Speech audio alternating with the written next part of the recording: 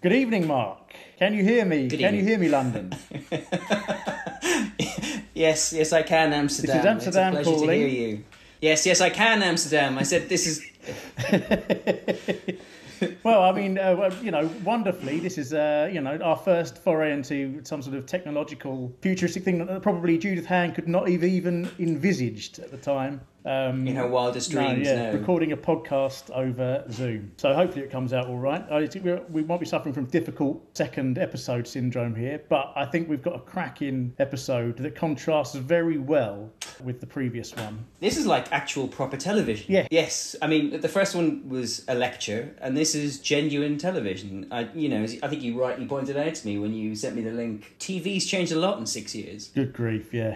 For the better. For the better, yeah. I mean, I was very glad to discover that my memories of Tomorrow's World as a child were correct in that it was an actually entertaining piece of television with some decent inventions on it, as opposed to some depressing engineering show. No, I definitely, after that first episode, I did. There was a part of me that did slightly panic, and not just that we'd be trudging through some real poor quality stuff, but more that perhaps we had misremembered. But no, this was a very reassuring episode. Not least, well, we'll get into the actual things they talk about, but. It felt optimistic. That was the other thing I was thinking about. This episode feels optimistic about the future, whereas the previous one really didn't. No. And I do wonder what that has to say about the times they were made in. But that's a question for the end of the show. Indeed. Yes, so 12th of February 1987. I selected this one purely because I wanted something that was from a time when I actually remembered. And also, I mean, we're recording this roughly... I mean, what is it, 10th of February today? So it's 10th of February, yeah. So, roughly the same time of year. I don't know whether that affects things at all. Bizarrely, that's the first time I've realised that it's the same time of year. Yeah. There you go. Yeah, you're right. So it's the anniversary show almost. Exactly, yeah. The 24th year anniversary of the episode. I think we might be the only ones celebrating it. I'm not certain anyone else is. And with what I would consider also the classic Tomorrow's World lineup in my mind: Judith Hand, Howard Stableford, Peter McCann, and Maggie Philbin. You've got a mum, a dad, and two kids. Best way to describe it. That's quite sweet. Yeah. And they kind of do play those roles, don't they? Yeah. No. This is proper Tomorrow's World. Yeah. says people our age. Obviously, Right, exactly. Other people may disagree. It's like Doctor Who or James Bond, I would imagine. It's whoever you grew up. Yeah. Luckily, we grew up with the best. So. Indeed.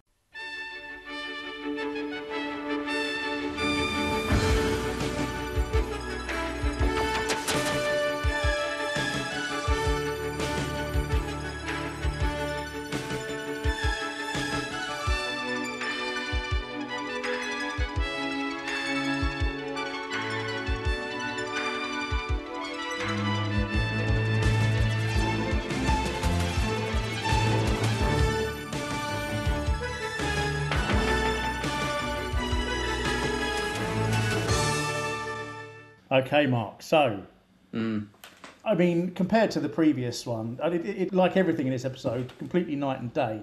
This one, absolutely. I had it on my big telly when I watched this first time round, and I genuinely had to turn the sound down because it. It's very proud of itself, isn't it? It's very bombastic. Yeah, remarkably so. I was reflecting in episode 1, obviously we were talking about the 1981 episode, and I think we were both very much the same view that theme tune was like a classic, like it's a tremendous tune, and in my head it's like, oh yeah, it's so much better than all the rest, which I'd listened to them all at that point, but there is something about this one that, this is my Tomorrow's World, I suppose. Yeah. So actually, I think, with hindsight, this is the one for me. It brings it all flooding back, doesn't it? That's the thing. Yeah, a Proustian rush. And you were rightly pointing out that, this kind of bombastic theme tune was de rigueur for the BBC at the time. Yeah. I mean, the news theme tune was similarly bold and brave.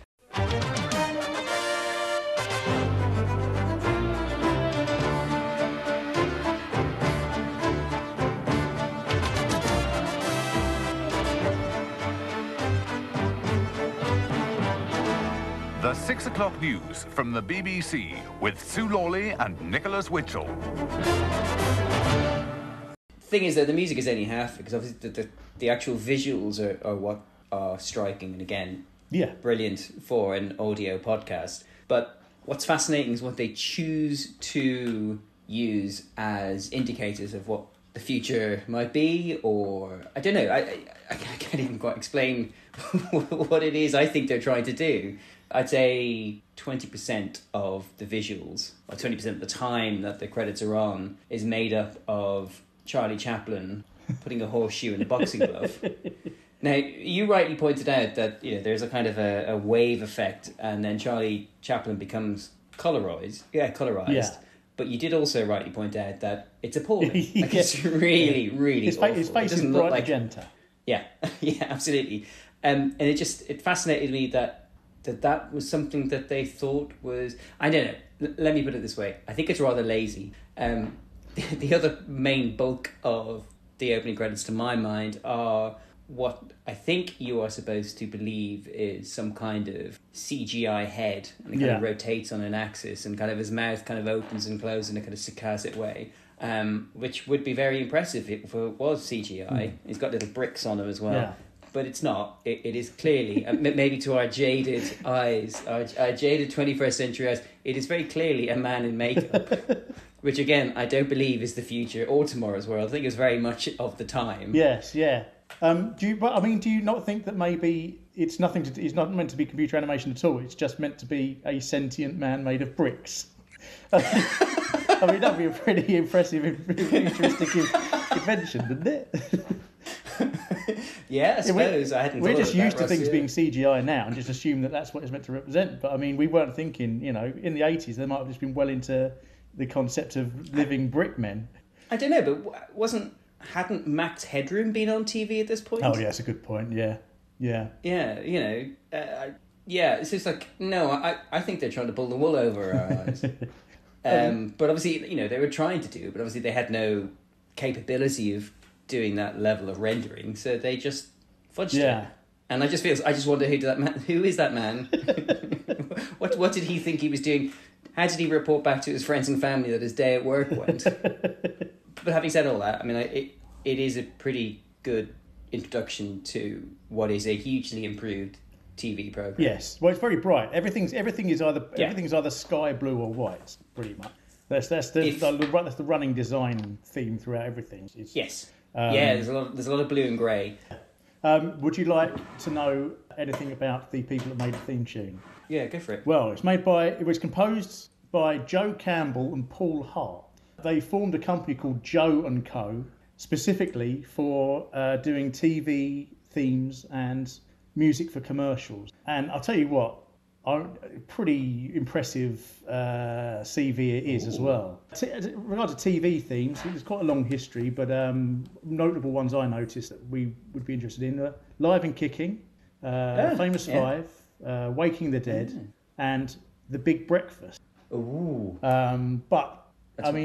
That fades into nothing compared to their back catalogue of advert, which is essentially a total who's who of advert. So you got that, Aquafresh advert with the family all brushing their teeth. Yeah. That one. Caffrey's advert that opens up with jump around and then turns into a bloke drinking a pint of Caffrey's going to Ireland. That one. Yep.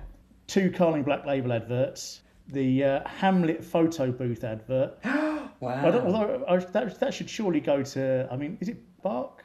Something air on a G-string, isn't it? Yeah. Anyway, but presumably they performed it. Maybe, I don't know.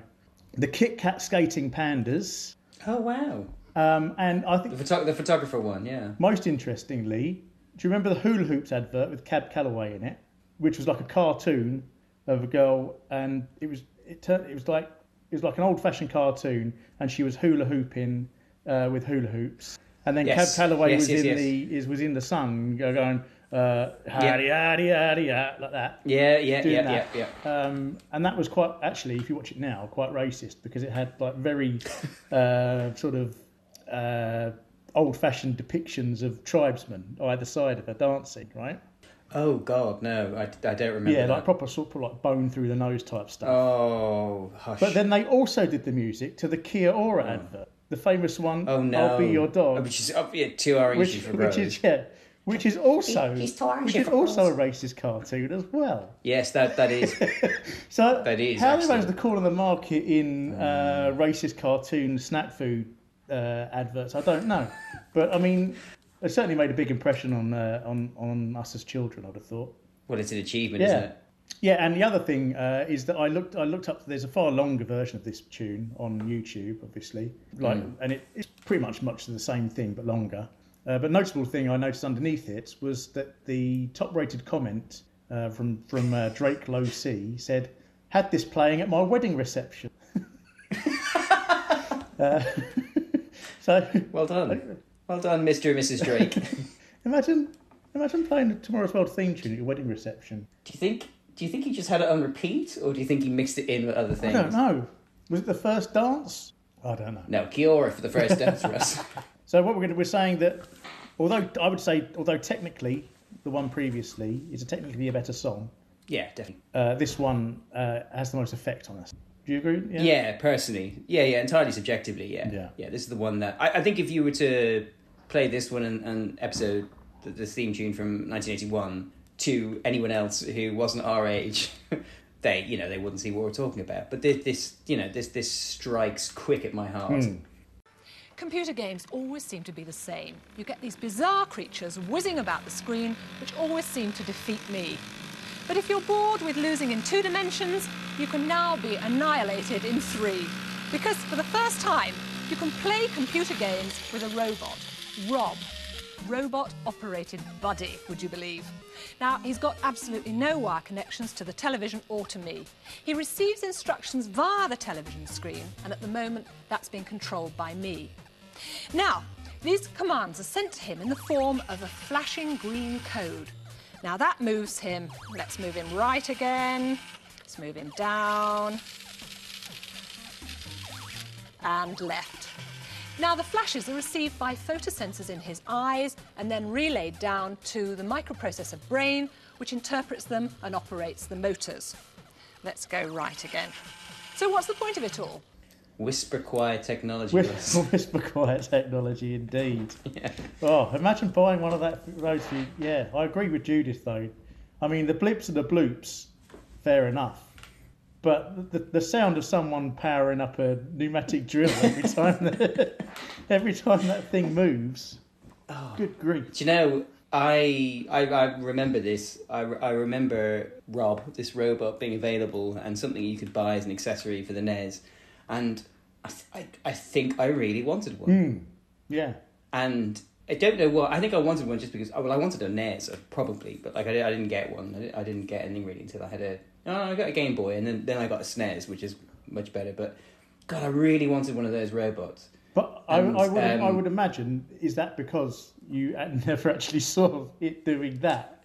You just saw a picture of it, and it 100% correct. Looked a bit like, Johnny Five, or any number of the small robots you see in films and stuff. Yeah, absolutely. Because in my head, I'm assuming, that robot basically sat down beside you, kind of nudged you on the elbow and said, like, do you want another go? Should we just carry on playing? Yeah, it was like a pal, and then you see it there, and it's appalling. Yeah. Like, it's awful. I mean, I don't want to sound old, but it kind of reminds me of those people say, when they watch Top of the Pops and they hear, we can't even hear them, can't even hear someone, what they're saying? You can't even hear them. That's just nonsense, gobbledygook. It's just appalling. And, God, imagine seeing that at the time and you'd decry where entertainment was going. And then she threatens you with the fact that this is just the beginning.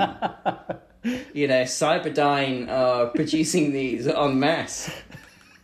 Yeah, I mean, we have moved on quite far. I've seen some films of robots at the moment. The company's not called Cyberdyne. There's a company with a name a bit like Cyberdyne that actually make robots now. They make robot dogs and stuff. So and they look terrifying because they actually look like real... They look like they could probably sneak in your house and kill you, sort of thing. So I can see, things have really moved on. But what I wanted to discuss is the way that robot works. It makes no sense, right?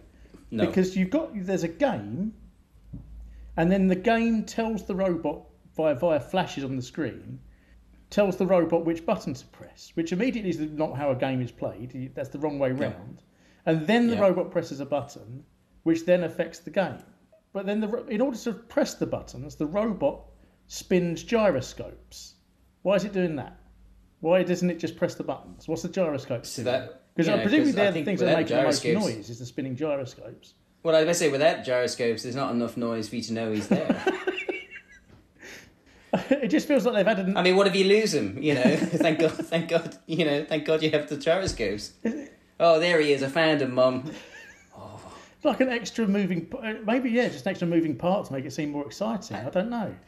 I don't know, but ultimately, like it's the game playing with itself, which Yeah, exactly. to my mind removes most of the fun. Yeah, because it works on the same principle as Duck Hunt.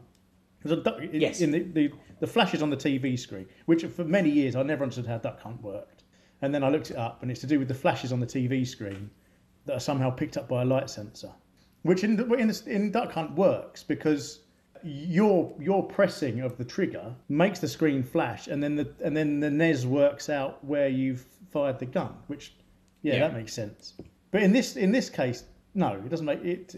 You'd be better off playing it without that robot there, or with or with just a friend. Yeah, I was about to say, it's like just get someone else. And here's the other thing: it's like, how many games was Rob compatible with? I mean, she showed the one there. Well, and I remember a second one, which is the one I think they used to advertise it with. And I do remember once going to somebody's house when I was young and them having this. And again, they were playing a game where the levers went up and down and platforms raised and stuff like that. I looked this up, Mark. And, I did ask, so... the number of games that it was compatible with this robot was a grand total of 2. So we've seen one and we remember the other. One was called Gyromite, which I presume is that one. Gyromite. Yeah. I mean, he was using the gyroscopes. And the other one was called Stack Up, which I think he maybe used some sort of different plug-in or something. I don't know. So I found him absolutely infuriating. I thought he was absolute shit, and easily the worst invention on the program. However, I looked into it, and it turns out that Nintendo knew he was absolutely shit. Oh. But that didn't matter, because the whole point was that he was a cool-looking little robot. Yeah. Okay. So as long as kids didn't actually see him in action, they would really want to buy a NES because they want the little cool robot.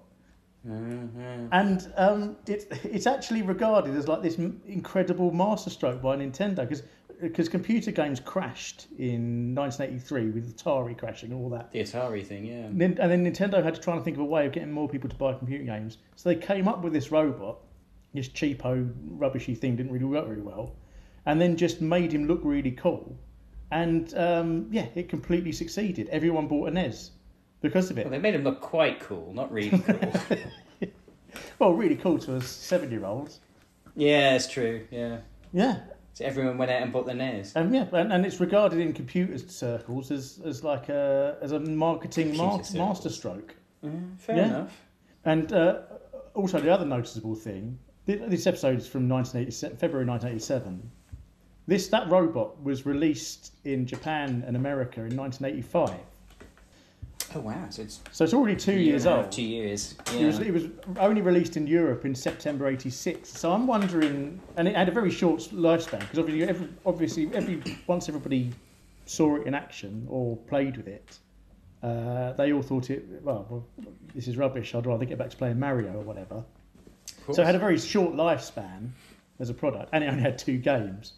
So I'm just wondering whether that was, being on Tomorrow's World was a bit of a backhander, some sort of last minute push to get rid of the last of their European stock before anybody realised what was going on, before the game was up.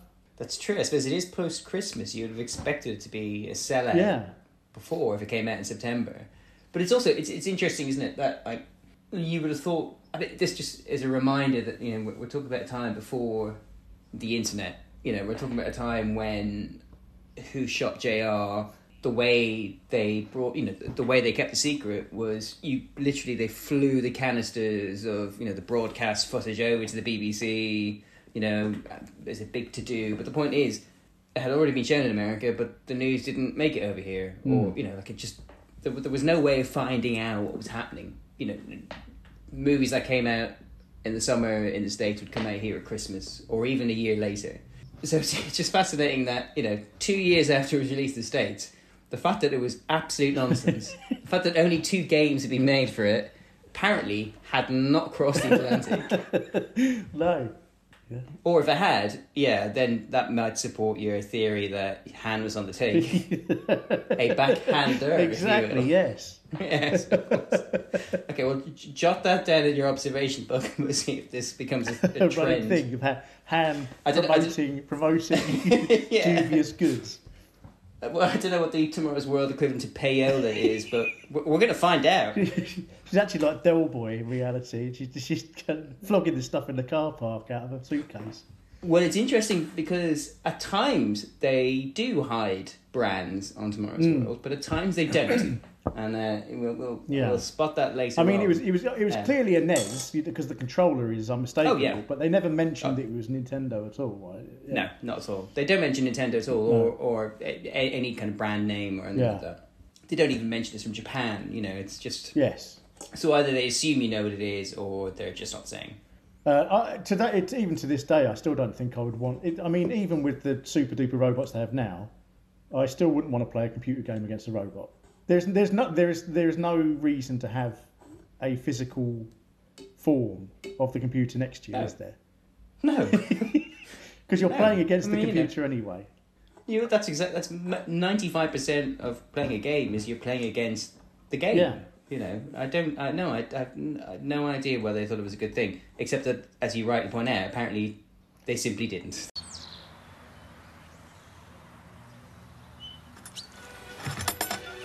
Oh, what a lovely day. I think I'll do some painting. Yes, that's a good idea. The weathermen say there'll be a high of 12 degrees, dry and sunny in all areas today. Now it's 9:10. Time for more music.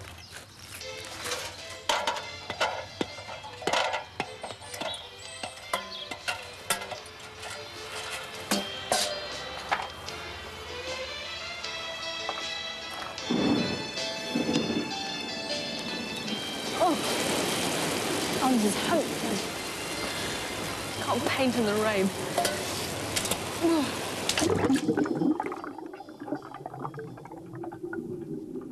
Thanks, Maggie. Just what I needed. Now, if she thinks she's got problems up there, she should try painting where it's really wet.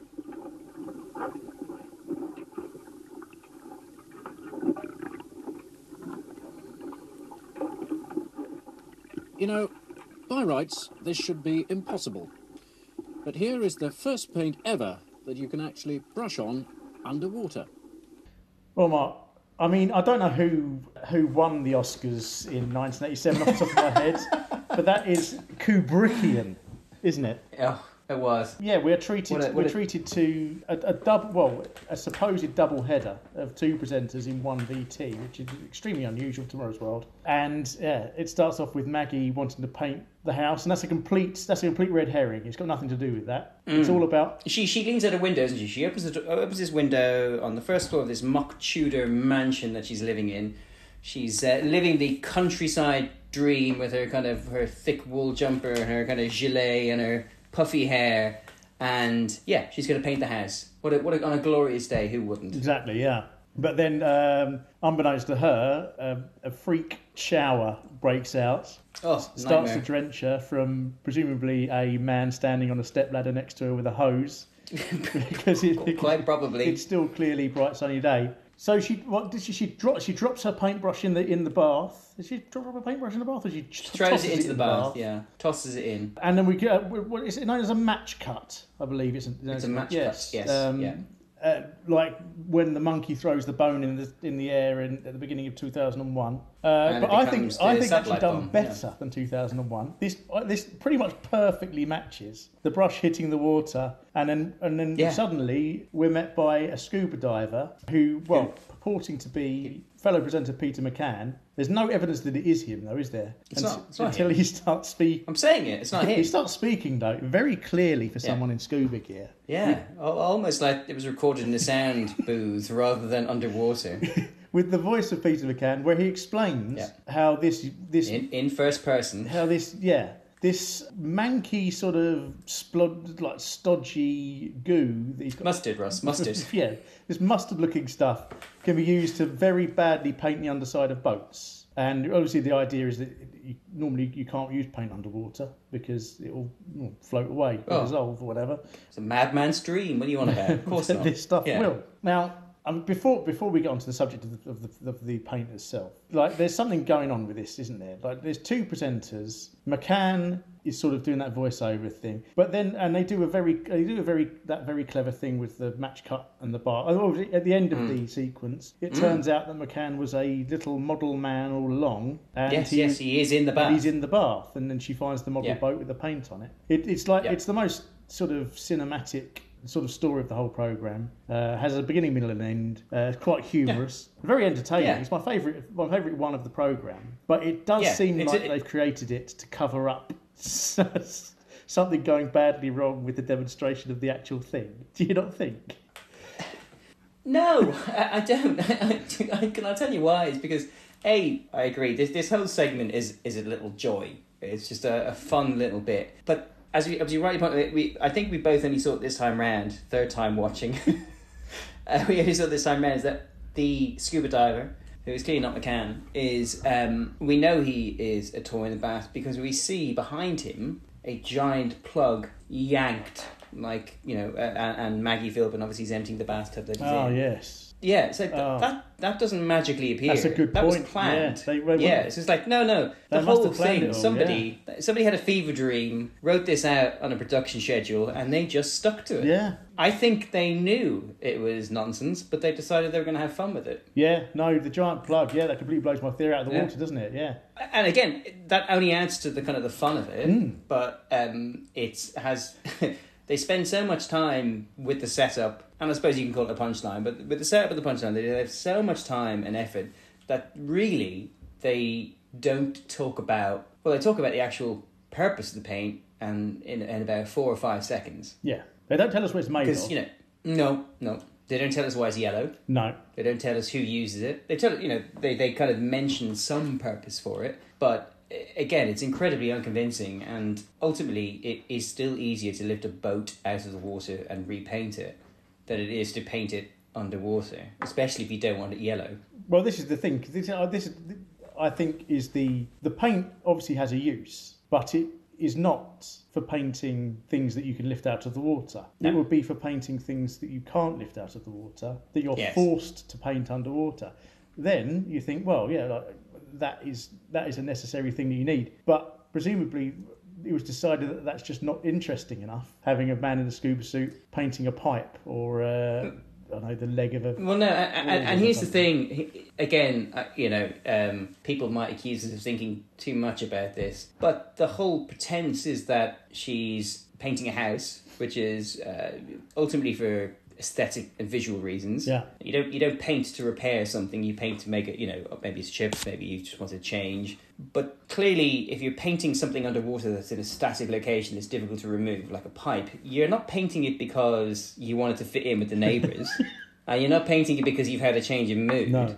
You're painting it because there's probably some kind of value to the object, protective or something like that. And again, that's never mentioned, but it is implied that it is for the beautification of the oil pipe, which, I like. I like the idea that, people who manage oil pipes have a kind of a sense of pride in how they look underwater, but I don't think they do.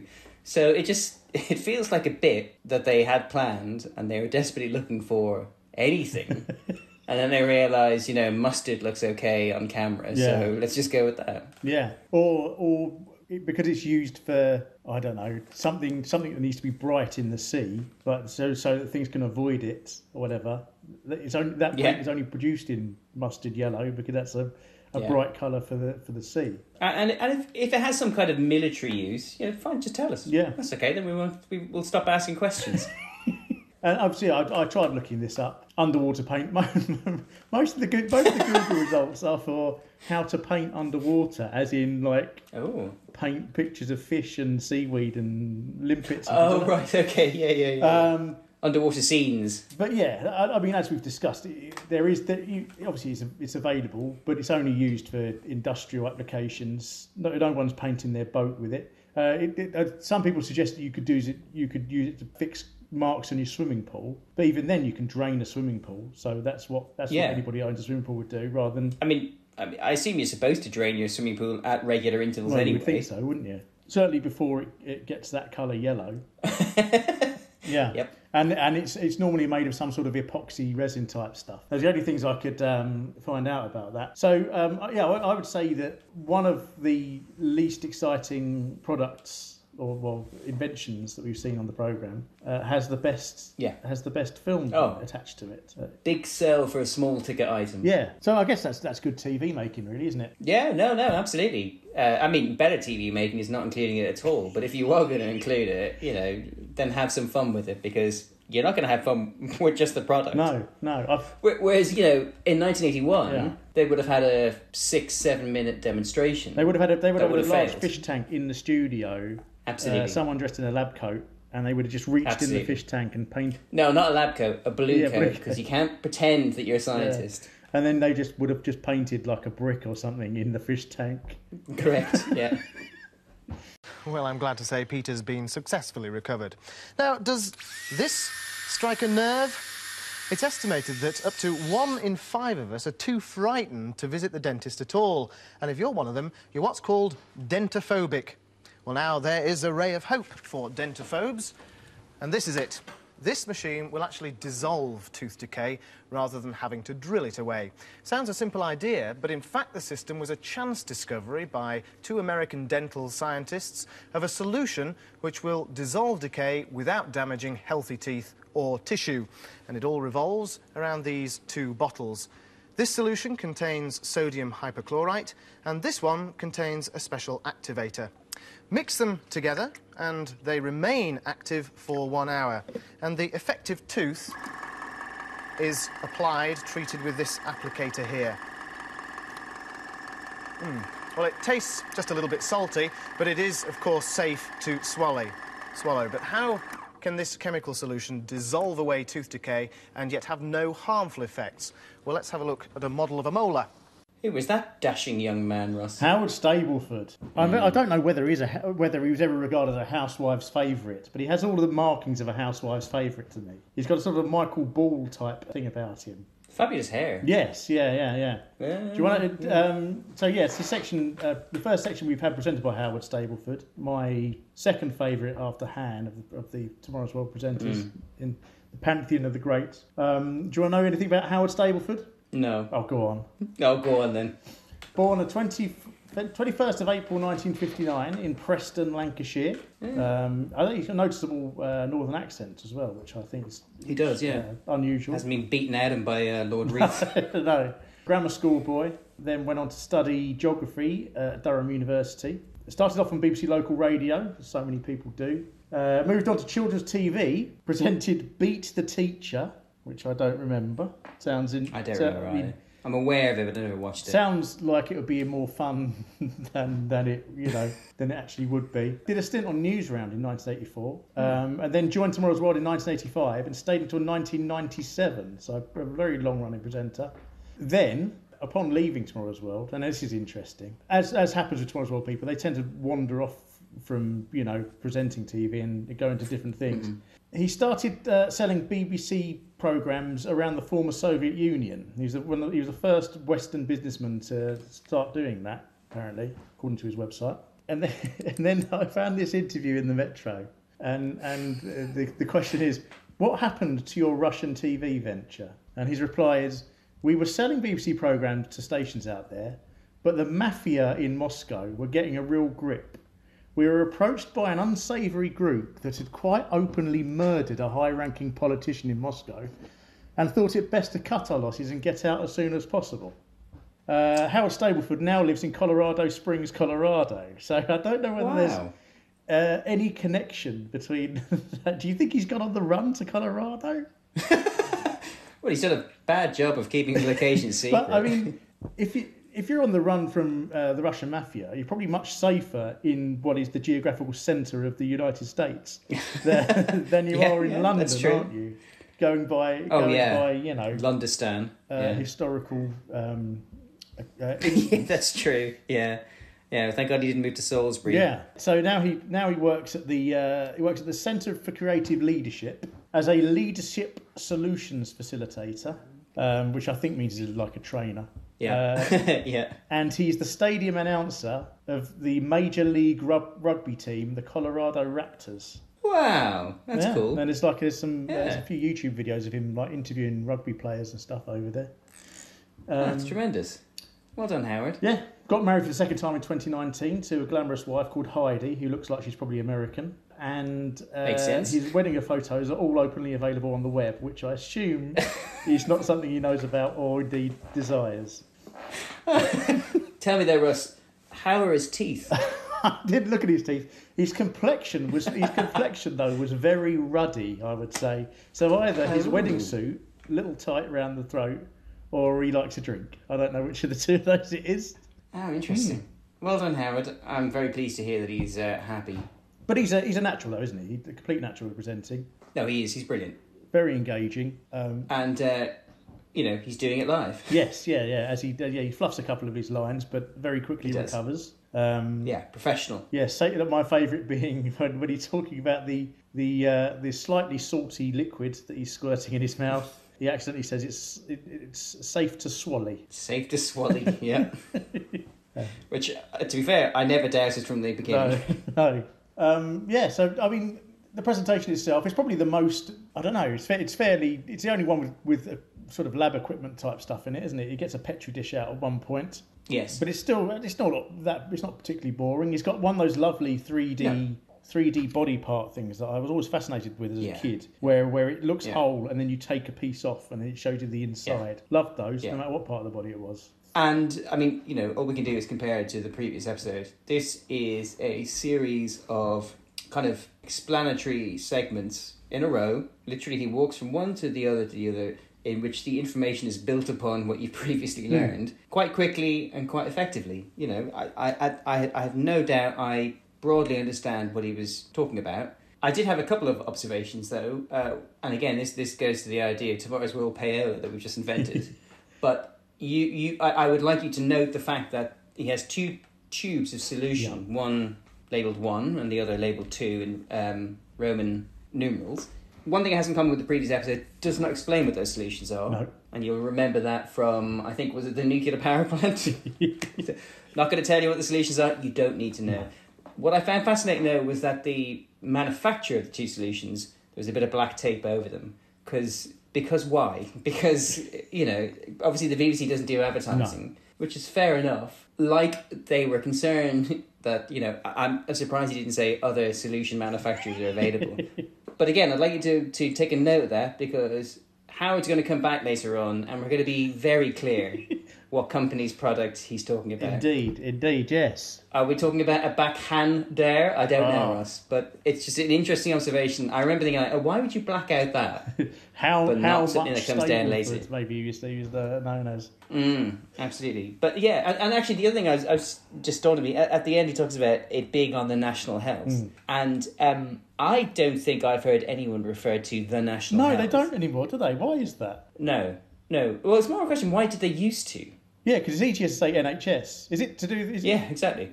Was it not branded NHS? It's always been branded NHS. No, it's always been branded NHS. I don't know. Not the particular logo, but even that's like 50 years now or something like that. Yeah, I don't remember the last time I've heard anyone in the real world talk about the national health. No.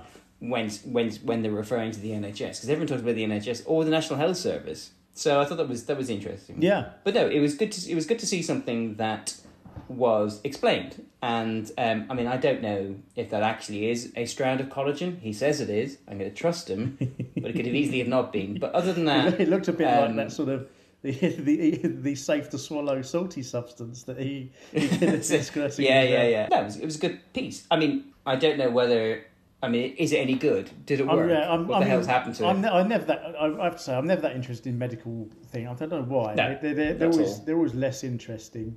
Hope to never use them. Yeah, I guess so. Maybe that's it. But yeah, so I mean, the idea is good. The idea of that it's a substance that stops them having to drill your teeth to get rid of your tooth decay. So I did a bit of research, as I tend to. Please do, yeah. The stuff he's talking about was called Carriadex, which didn't really take off. Quite a lot of science papers about it, but then it was replaced in 1998 by a thing called Carriasolve. It's really just called caries because it's tooth decay is called dental caries, isn't it? Which I don't know why. I don't know why it's called that, but works a treat apparently. But the problem is, and the reason why it's not widely used is that as you mentioned in that thing, it takes longer. So they have to put this gel on, and then it takes a while for it to work its magic. Whereas a dentist could just ram a drill in your gob and have it all done in half the time. And because dentists presumably work on hourly rates, you know which one they're going to choose, don't you? Yeah, of course, absolutely. Bosh, next. It seems that they will use it in cases of little kids or maybe people with special needs or that sort of thing where the idea of putting drills and things in their mouth would be too frightening. That's when they break out this stuff. So it has got a use, but I don't think you could walk into your National Health dentist and go, can you get a few squirts of that Carriasolve, please? Yeah, it definitely would have changed the ending to Marathon Man as well, wouldn't it? Yeah. Is it safe? Yeah, absolutely fine, yeah. Yeah, no, perfectly reasonable, actually. Thank you so much. Oh, how long do I have to wait? That's like torture. Is it safe to swally? Did you notice, Mark? Perhaps Sue Ingle could do with turning up in this episode when Stableford mentioned that the tooth contained what we call gristle, but he said gristle, yeah, and not grizzle. I know. A lot has changed in 6 years, Russ. Yeah, including the pronunciation of a very common word. If you'd asked me what I expected to turn up in this episode, gristle would absolutely not have been it. And I was pleasantly surprised. I hope Sue was watching it and just like, damn it, turning her hand into a fist and just shaking it at the television. Why did nobody tell me I was pronouncing it wrong all that time? Yeah, I was mispronouncing. No, that was fun. I feels like, hey, maybe it'll turn up next time. What do you reckon? Yeah.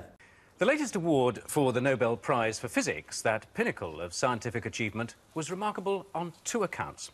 The first was that Heinrich Röhrer and Gert Binnig received their awards for work they'd only very recently completed. The second was that they designed and developed the most powerful microscope in the world. Now, this silver casing here is just a vacuum chamber. The instrument itself is set deep inside. And it's called the Scanning Tunneling Microscope, and it magnifies an amazing 27 million times. Now, there's nothing conventional about this microscope. It sees with electricity by detecting electric currents, and it's so powerful that it can distinguish individual atoms on a surface. Its eye, if you like, is a needle, which is set right in the centre of that ring there. And that needle is so fine that we actually need a conventional microscope to see it. Now, we have a spare needle here and a camera set up on this microscope, and we can now look at it magnified 250 times. But even that is not powerful enough to see the tip of that needle, and it's just one single atom. That voice, Mark, McCann's voice is something to behold, isn't it? It's very soothing, isn't it? It's very... makes you believe him. And I mean, paired with that jumper. Oh man, that jumper! I wish you could see the jumper. Yeah. Oh, is it more of a cardigan? It's like a cardigan jumper type thing. I think it's a low V jumper. Yeah. He's a little compared to Stableford. He's a little bit of a throwback, isn't he? He's an older generation, the dad of the programme. But he's not. He's not an embarrassment like Rudd was in the previous episode. No, he's a cool dad. Yeah, exactly. Yeah. Yeah, he'll give you distance to make your own mistakes, but he'll be there to help you afterwards. Yeah, and you might be interested to know that he's something of a man of mystery in that he was very difficult to Google. Track down. I mean, there's a number of reasons. A, how do you reckon he spell his name? McCann? McCann? No, it's Macann. So it's Macan. Oh, McCann. Yeah. Okay. But it's not even Macan. It's just Macan. There's no capitals or anything. It's Macan. That's so weird. Like, oh yeah, it's like I've watched this program now. This is the third time. So it's like I've seen the end credits, and still I didn't take in that his name wasn't McCann. And I don't think anybody can. He must drive him mad. As somebody who also gets their name spelt wrong all the time. Get your name spelt wrong is annoying, and the internet is full of people spelling his name wrong, which then makes it difficult because there's an American singer-songwriter called Peter McCann, spelt the way that you would normally spell it. So there's a lot of crossover there. So I have to admit, I don't know where he was born or when he was born. Oh, but interesting. What I did find out, that he was originally an actor. So this might explain those silky tones. Yeah, his first TV appearance was in 1964, playing the Prince of Wales in Victoria Regina. And he acted in various different things, different like plays and things like that on TV, up until 1970. And then suddenly switched to presenting. I don't know what caused that. I don't know whether he decided that there was more money in the voiceover and presenting game, possibly. I don't know. But presented some news programmes, did voiceovers for a large number of history and current affairs documentaries. And then I would say probably his original big break. He did Top Gear in 1980, old Top Gear, and I mean he's a perfect match for Top Gear, isn't he? He's got Top Gear written all over it, old Top Gear written all over him. Yeah. He sounds and looks like a luxurious old saloon car. Yeah, I mean he sounds like he should be doing the voiceover to every car advert going. Yeah. I'd love to know how old he is. I really would, actually, because we have him in a freeze frame now, and it's difficult to tell whether he's 55 or 40. Because I was thinking, like, Howard is, 28, 29? Yeah. Because he was born in 59, this is 87. So it's like, I'd love to know. He could be twice as old as Howard Stapleford in this. Yeah. It could be, like, not just, like, like an entire generation. But it's interesting that he is... I'd say an actor by training, because that kind of explains perhaps why he's just that little bit more relaxed and less kind of patricianly than some of the previous failed hosts we've seen. Like he has a natural warmth to him. Yeah. I think it helps that he's talking about something that I think I dropped you a line. Like I remember the scanning tunneling microscope, and I remember, and I just looked it up now. In 1989, he said there last week they said they were able to move an atom. In 1989, they made the IBM logo. Yes. By moving, I think it was xenon atoms, and I remember that kind of blowing me away. The idea that somewhere they had the ability to take individual atoms, which I knew to be small, and to shape them into whatever they want. It felt incredible to know that was happening somewhere. So actually to see, because obviously we picked this episode at random, to see something like this explained, I think, really effectively. Yeah. And to know that it would go on to be quite a revolutionary thing that they created. Totally, yeah. It's probably a very easy sell. Though I will pick up something you said to me earlier. He talks about them winning a Nobel Prize, and in his hand he has a Nobel medal. Yeah. Is that a real one? Or is it a giant chocolate coin? I mean, our Nobel Prize is giant chocolate coins. Oh, bloody hell. Oh, wouldn't that be amazing? He points out that they've only just won it. That the Nobel Prize for Physics, doesn't he? And he says, and he said it's rare because they've won it for something that they've only just finished working on. And I was wondering, so does that mean, because do the Nobel people ever dish out a Nobel Prize to someone who's invented something that turns out to be a load of old shit?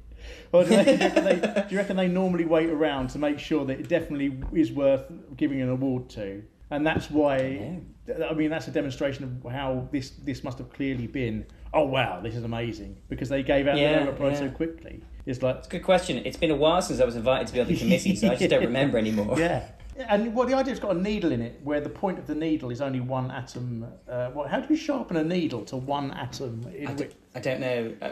If I stop and think about it, it hurts my head. Yeah. They invented this machine that could move atoms, and yet, I don't know, and yet, it's just, no, I don't want to think about it too hard. Yeah. But I just remember it being incredible. Yeah. And, yeah, it's fun.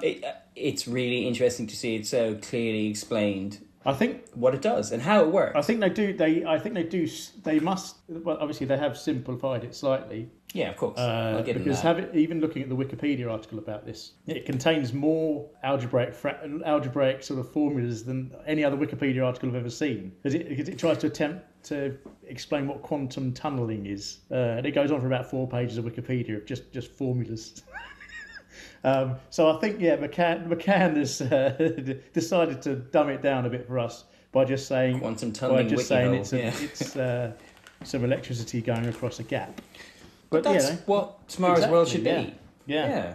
It's supposed to help you understand, huge developments such as underwater paint in a way that is easy to understand, so that so that not just that you get excited about what's to come, but that you get a sense that you are a stakeholder in what's to come. I mean, that, at least for me, I always felt when I was watching Tomorrow's World that I was being invited in, not to an exclusive group, but been invited in to learn about all these new things that were going to come, so that, I don't know, I suppose maybe I felt like I was being readied for the future. Now, as we've learned from this episode, the previous one, not everything makes it through. No. But something like this is like, you don't need to explain, you don't need to spend 4 pages of Wikipedia explaining what quantum tunneling is. You just need to explain in the broadest, simplest sense, and that's a real skill. I don't suppose he wrote this. Whoever wrote it did a really good job of just boiling it down to what you need to know to understand what this is, even at that point, they probably didn't have a full picture of what it could possibly do. Now, to be fair, I'm hoping you're going to tell me more, because my knowledge of quantum scanning tunneling microscopes, sort of ends at the IBM Well, logo. I mean, it is. Most things where you need to work on an atomic level are in some way related to microchips and things like that, because that's where technology has reached that sort of level of necessity of things being that small. So I suspect IBM are still probably heavily involved in it. But it's useful for, so anything that's regarded as a nanomaterial that they use it for. So, graphene, the new Wonder product, these are used in order to manipulate those sort of things. One thing I found interesting is that its actual operation of it, because it is essentially a needle in a vacuum tube with some electricity, because it's actually like a fundamentally simple machine. Hobbyists actually... I was about to say, you made one. Well, I haven't made one, but hobbyists have been able to make them at home. Amazing. Yeah. So that shows, how quickly things move on. With a Dyson and a sewing kit, yeah. Exactly. Yeah, quite how you polish a needle to 1 atom thick in the comfort of your own home. I don't know. It's a very personal question. One thing actually that I also thought perhaps I know I've just said that he probably didn't write the script, and that may not be true, but I've written it down. I was very fond of the phrase. So when he talks, he shows you the little contour picture, and then he shows you kind of a more artistic rendering to show how they're in kind of hexagon shapes. I like the phrase treating these contour maps with a computer. I like the idea of you treating something with a computer, which. And I don't know if that's his line or whoever wrote it, but I just thought that was kind of it just sounds quite sweet. Yeah. Rather than like running it through a computer or... Or computers did this. No, I mean, we can't really overstate how, it's a pretty groundbreaking piece of kit. So I think we were quite lucky to have this turn up on this programme. Yeah, absolutely. One thing I would say, just to end McCann's career here. You're ending it right now, are you? Well, he presented Tomorrow's World between 82 and 91, and then afterwards started a production company for training videos, which is dangerously close to Alan Partridge. Jesus Christ. And then, as they all seem to do, moved into the consultancy game, McCann Coaching and Communication with his wife Liz. But nice. His website is no longer up and running. I found his website through the Wayback Machine, so I'd suspect he must have retired by now, because he's got to be pretty old. Yeah, I'd say so. I think he's earned that retirement, but yeah. That's better than the alternative, so well done. That was a really great piece, and actually it was quite exciting to see, to come across on this random episode that we selected. It helped reinstill, I should say, some faith I had in Tomorrow's World. It's not just nonsense, that there is some good stuff in there as well. And now, for a quick commercial break. No, this isn't the latest Italian suit design. In fact, it wasn't designed with me in mind at all. It was actually made for Reinhard Messner for his 1986 expedition to Makalu, which is one of the highest pinnacles in the Himalayas. The materials for the suit were chosen from a range of remarkable new fibres made by an Italian company and tested rigorously to make sure they could keep out the Himalayan weather. And that wind tunnel test proved that when Messner got, well, slightly higher up than I am, the suit would still be protective and it wouldn't tear, even at gales of 110 miles an hour. Mind you, there's not much chance of that happening up here. We're actually only 15 minutes drive from the town of Biella in northern Italy, where this suit was made. This one seems to have got a bit damp. I think I'll take it back.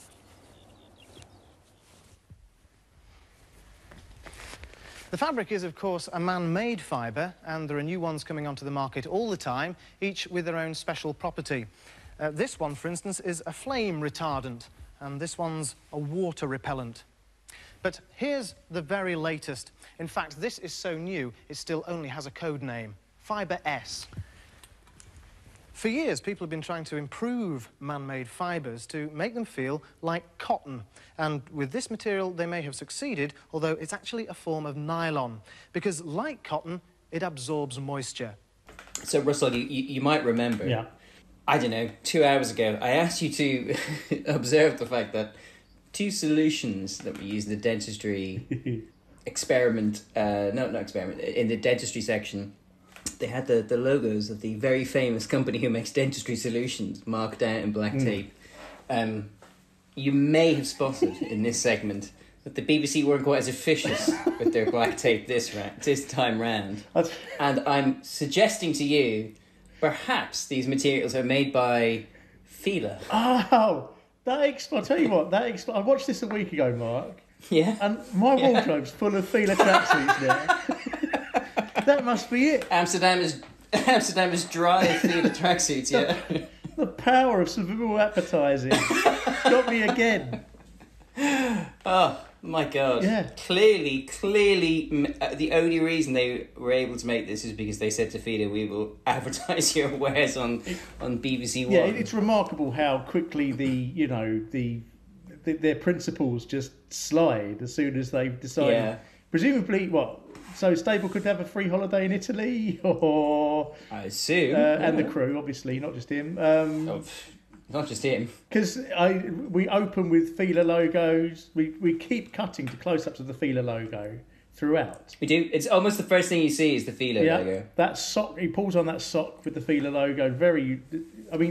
If he could have shown the other side of his leg, presumably it's not. Easily could have done. Could have shown us his left leg, but he shows us his right in front of the camera. Yeah, no, it's quite striking actually, how little doubt there is what company is manufacturing these secret products. Yeah, were Fila a popular big company back then? I don't know about when they. Obviously, I remember. I know they're a famous company now, but I wonder, did they come around in the 90s, or are they popular in the 80s as well? My knowledge of kind of brands, fashion, well, I don't know what you call them, sports fashion brands in the 80s, made me look up the casuals. I don't know if I'm sure you remember the casual. You may not remember them, but you're aware of them. So the casuals. Yeah, I used to beat them all up. Of course you did, Russ. Yeah, and on the mean streets of Edenbridge in Kent. They were a tranche of 1980s football hooligans who were called casuals because they wouldn't wear the kits of their particular home team. They'd wear, non-football club related sports outfits. So basically they could have a fight with anyone. And Fila definitely was one of the big brands. Right. It absolutely was. And I suppose that's probably because you see stuff, set back then and everyone's always wearing Fila. So I think Fila was big, but I would imagine there was probably some kind of reaction against Fila. It's really interesting then to watch this where they don't mention the name, they showed the brand quite prominently, but they seem to, I don't know, like I initially got the impression that they were almost trying to imply that this is like some little small Italian startup. I don't know, I couldn't quite work out. I couldn't quite work out what as opposed to, quite a famous brand. And whether it's kind of a sense of like, well, we know the connotations of Fila. Because it was only, I think, to be fair, the casuals thing with the early 80s. By 87, I don't think it was quite as severe then. I mean, hooliganism was still an issue. I mean, it didn't really go away until it was made to go away in the early 90s. But yeah, I don't know. It's just really interesting. So yeah, Fila, I think, is a very famous, well-known brand. To be honest, nowadays I think it's quite cool again. Yeah, a lot of Fila stuff is quite cool looking. I wouldn't wear it because I don't wear casual clothes, but I just wonder whether actually the casuals were onto something, and the Fila had used some sort of, you know, got their best material, their best friend working on like blood, like materials that blood washes out of really easily. Yeah. Like, this one wicks blood away from your things like absolutely. That. Yeah, you never know. Yeah, they're way ahead of us. Yeah, Staplefood's doing sterling work again in this VT, isn't he? He's gone to the Fila factory. He's in a wind tunnel. Has he? Well, I don't know. I was that wind. No. I mean, it could have been anywhere, Russ. We don't know for certain which factory he went to. It's a factory with a wind tunnel, though. I mean, that's pretty impressive. That's true. And then he breaks out on the tennis court, where you never actually see him hit a ball. He's No. I my initial observation was that every shot was close up. You rightly pointed out you never see him hit a ball. I think you see evidence of a ball being hit. Very early in the segment, you see him hit the ball, which is clearly supposed to go screen right, but he kind of pulls a face and he looks to the left. And I think that is the evidence of Howard's tennis. Do you think that's what it was? They spent an afternoon trying to film this, and he was so spectacularly bad at tennis that they had to just use the magic of editing to make it look like he was playing a coherent match. The magic of it. Yeah, I'm guessing. No, I'm not even sure that. No, it wasn't the magic of editing. I think they clocked pretty quickly he was rubbish at tennis. So they used the magic of the telephoto zoom.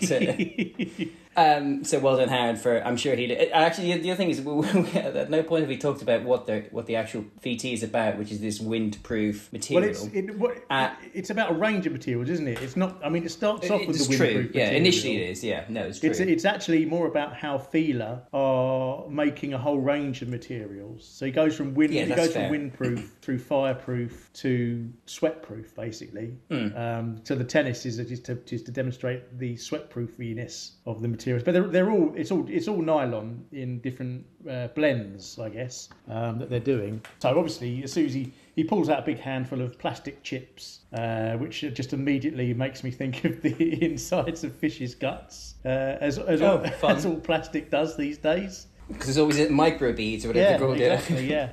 But it's another very well done VT, I think. Like, it's got a bit of humour. He throws his sock at the camera at the end. Does a little bit of acting when he sniffs his sock, actually, doesn't he? It's a pretty. He chuckles to himself. Ooh. Yeah. The reality is, there was no way he was playing tennis long enough for him to create a sweat. So no. I think he's lying. Unless his feet absolutely reek.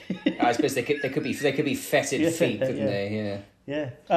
So I obviously tried to look into what this magical material was. Yeah. But if you Google Fila and Fibre S, he calls this one, this anti-sweat one. He calls it Fibre S.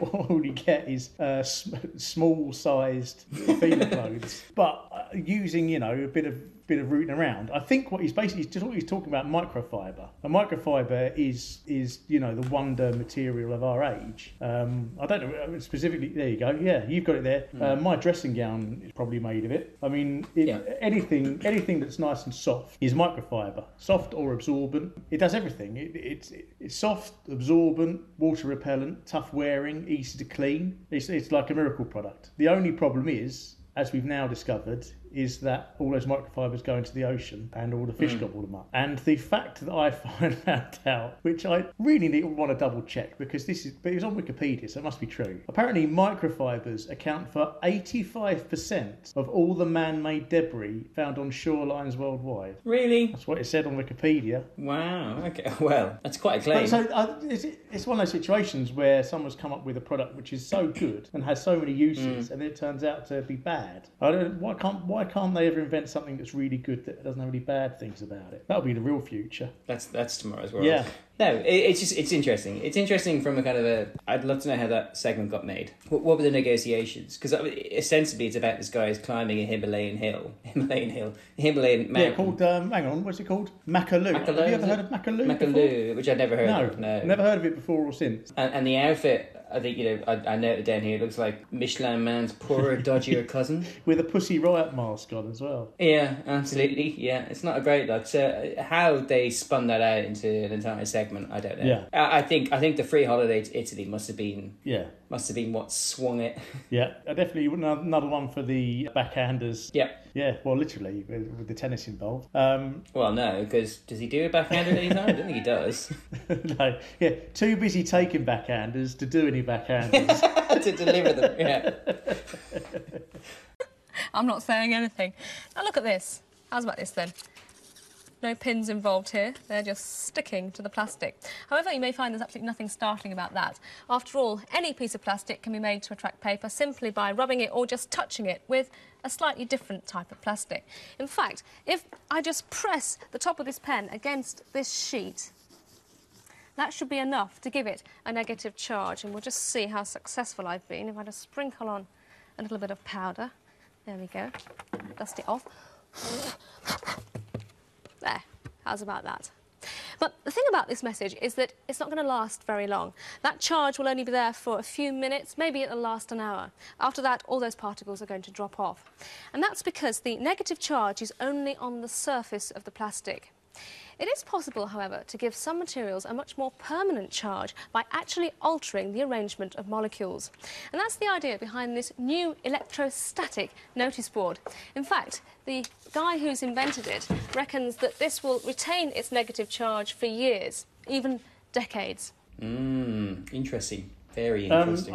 You will find a drawing pin in a museum these days because they're still using them as drawing pins. They are used absolutely everywhere, Russ. The technology's moved on a little bit, we now have little plastic handles on them, but yeah.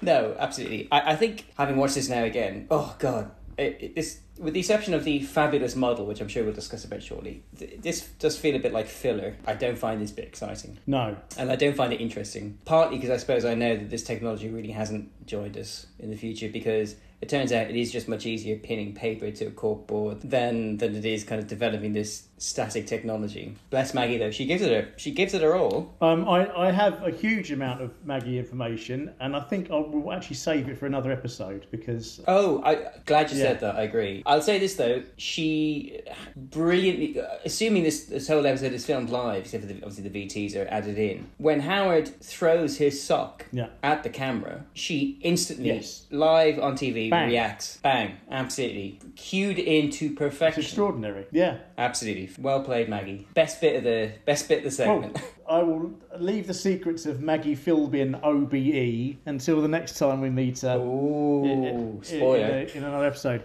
But yes, no, you're right. This notice board, I mean, we've all seen static electricity working. She's presenting from behind an absolutely filthy piece of glass. Disgusting. In the opening bit. Absolutely disgraceful. Disgusting. And then she's demonstrating static to us. And then she shows that it can be done on a notice board, which has got some interesting things on it. It's got a signed photo of Howard Stableford on there, I noticed. It does. A Valentine's card as well. I don't know whether that's also for Howard. No, I didn't spot that. And like a little a photograph of a Yorkshire Terrier or something like that. But I've played with static electricity. We've all done that thing where you rub a balloon on your jumper and stick it to the wall. Yeah. I mean, it's quite impressive when you're a kid, but there's no way that you would trust it to keep anything attached to it for any length of time, or even in the slightest of breezes. It's going to blow. It's not going to stay there, is it? No, not at all. There's no security there whatsoever. No, and that's why I think we still don't see these boards at all. Yeah, no.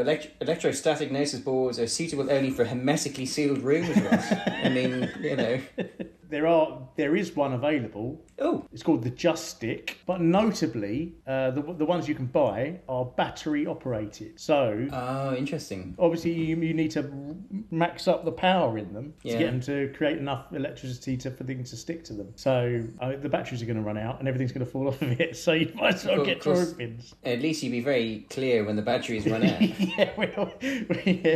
Imagine one of those sort of there was in films with serial killers. It's always boys, like pictures of the murder board, big murder board, and the patches run out. The whole case collapses as all the bits of red wire and everything just fall off the wall. The only other noticeable thing about this was that somebody tried to enter it into the James Dyson Prize for innovation in 2010, but it didn't win. I mean, presumably because somebody just went, "Hang on a minute, this is from 1987. 1987, mate, get out."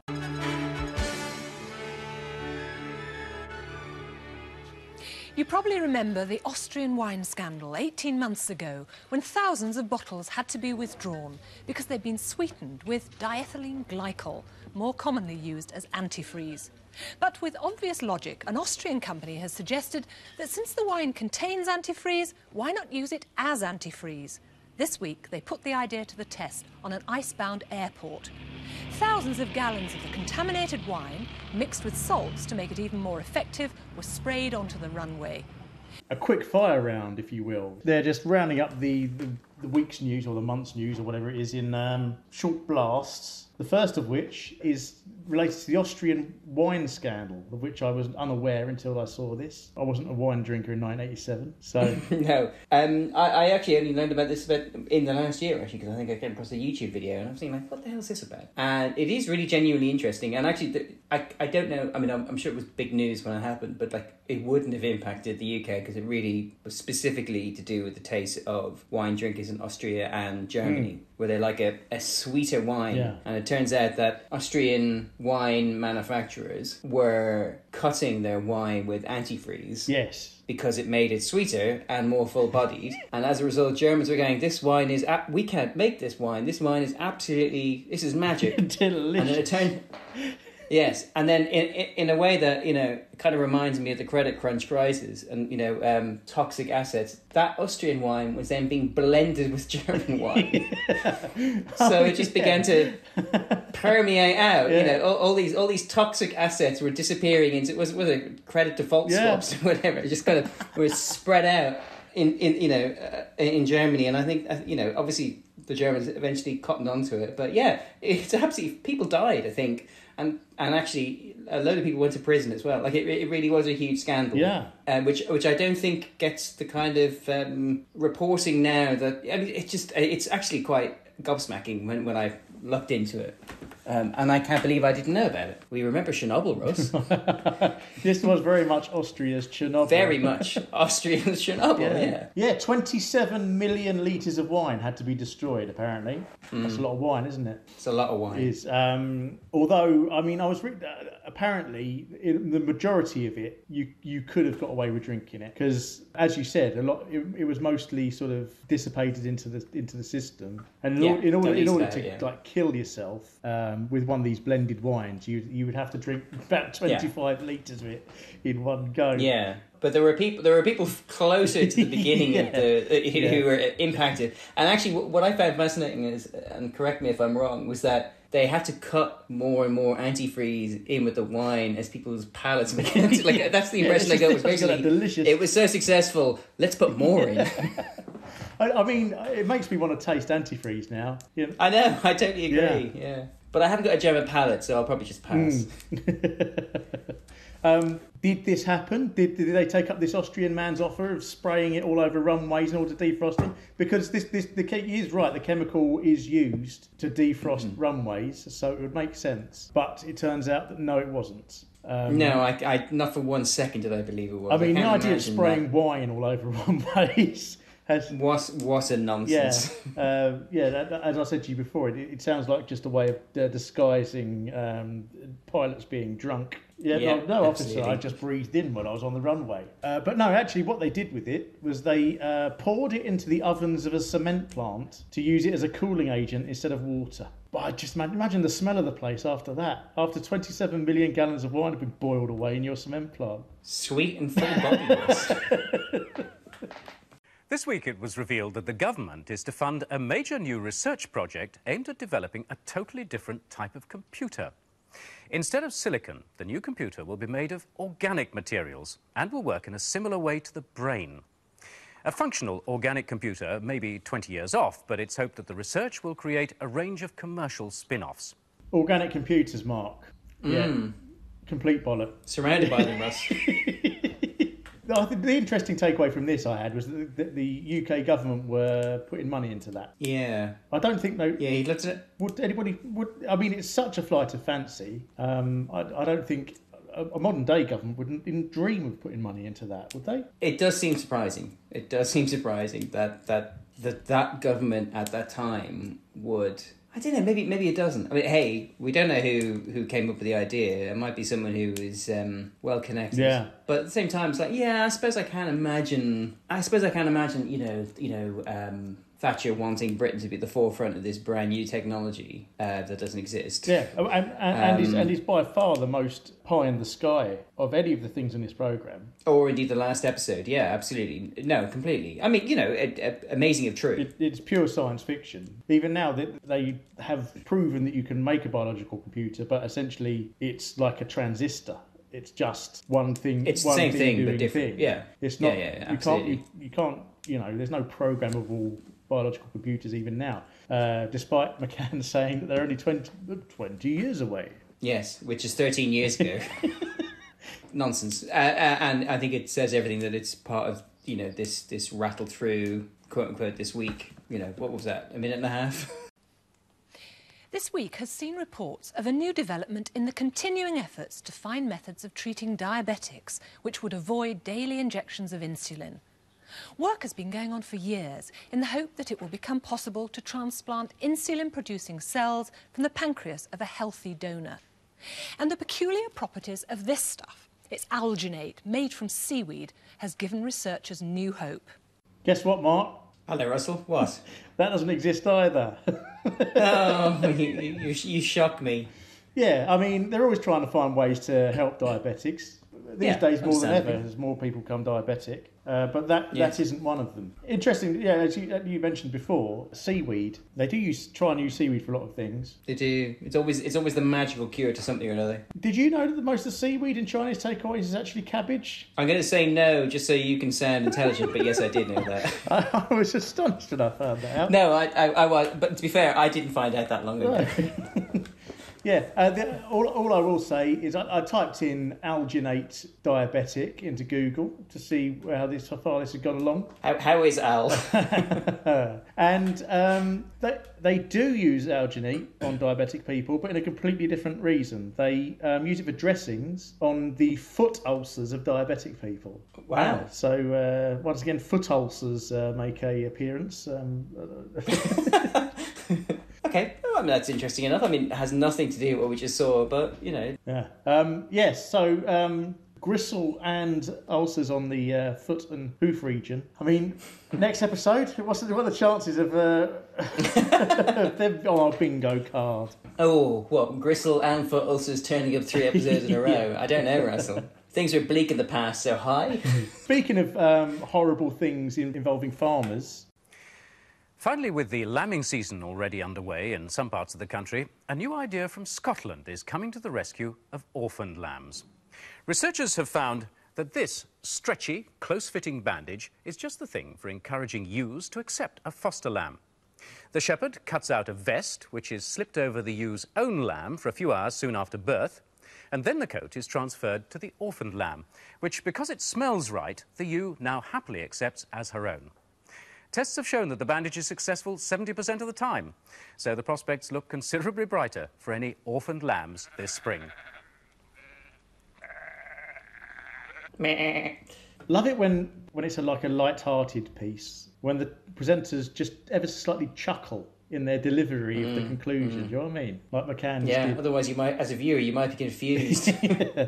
This is the only part of the episode that brought back the horrors of last episode, and only because I looked into the behaviour of the farmers. So this bandage. So can I just say, before you go on, I'm a city boy. I assume this is nonsense, and farmers can't be bothered. You, however, from the country. Yeah. So you have a way in with these people. You can tell me. Well, as soon as I saw this, I had a very strong memory of seeing this before, but I very much doubt I remember this episode. And actually, I remember seeing it more, played out longer than just this. So it must have been something that I saw saw on some other programme or something. But this is definitely something that farmers do or have done for a while, because the issue is that if you end up with the mother of lamb dying, then you need to get another mother to look after it. But they quite often go, oh, I'm not looking after that one, it's not mine. So they've come up with this bandage idea. But I would imagine that farmers over the years have probably just used like an old pair of tights or one of those old raggedy farmers jumpers that they like to wear.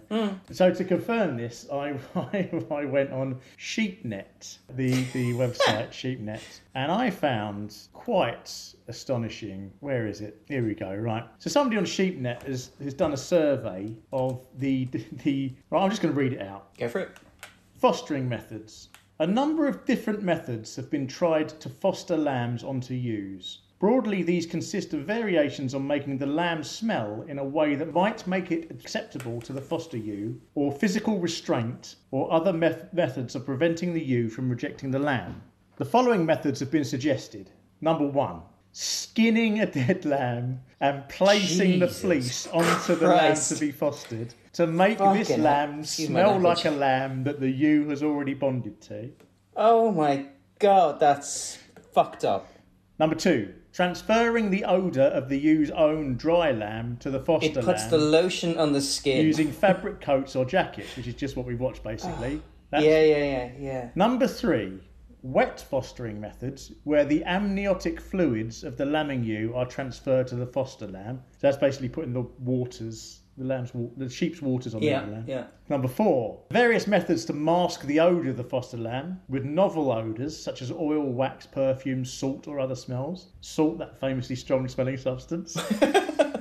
Number 5. This I reckon this one's popular in certain parts of the country. Stimulation of the vagina and cervix of a recently lambed ewe to mimic the birth process. And not to put too fine a point on it, Mark, that is fingering a sheep. Yeah, brilliant. And now we get to the the real classics here. Number 6, restraining the ewe in fostering stocks or a crate to prevent her from rejecting the lamb. Oh, nice. Number 7, placing a bucket on the head of the ewe to prevent her from rejecting the lamb by sight. Jeez. And number 8, scaring the ewe with a dog in order to prevent her from making a bond. Bloody hell. Farmers, Mark. I'm not even going to say what that reminded me of, but it reminded me of a bleak time in world history. That first one, Jesus Christ. Skinning a dead lamb and then placing its skin on a live lamb. Why is the dead lamb? Why is there a dead lamb? Well, are they killing the dead lamb? Presumably, they find a ewe that's had a dead child. They skin the lamb, that's the ewe's dead child, and then place it on a unrelated lamb. Can't believe this didn't come up in this episode. I don't think McCann would have had the same chuckle in his voice as he's shown.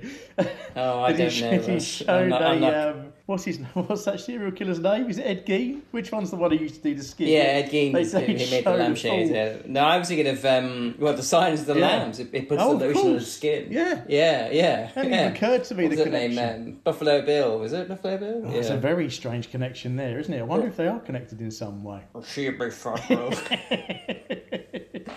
Oh, that's not That's good, horror, isn't it? Now, did you say that was on SheepNet? SheepNet, yeah. Which I assume is mum's net for shepherds. Exactly, I presume so. So, yeah, getting wrapped up in a tight bandage is, absolutely the best result for a lamb. It's the most dignified thing that can happen to an orphan lamb. Yeah.